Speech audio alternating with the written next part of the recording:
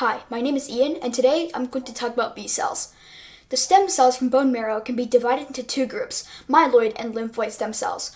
The myeloid stem cells can further differentiate into macrophages and neutrophils, while the lymphoid stem cells further differentiate into T cells and B cells.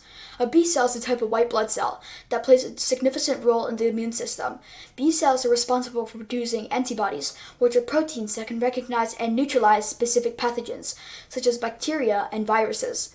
These cells are a crucial part of the adaptive immune system and can contribute long-term immunity against pathogens. Now you know what B cells are, but how are they made? Just like T cells and most other cells in the body, B cells start in the bone marrow, but unlike T cells, they can completely mature inside the bone marrow in 5 stages. First, it starts off as a stem cell, then it differentiates into a pro-B cell. After that, it turns into a pre-B cell and finally gains its antibodies on the cell surface. After gaining antibodies, it will turn into an immature B cell, and after that, it will finally become a mature B cell.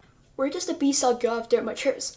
First, it leaves the bone marrow and travels to lymphoid tissues such as the spleen and lymph nodes. The human lymph nodes are secondary lymphoid organs that are about 1 centimeter by 2.5 centimeters.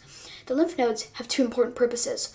One is to filter out lymphoid fluids, which may contain bacteria, viruses, and waste products. The second purpose is to contain specialized immune cells, like B cells and T cells, that detect and respond to pathogens.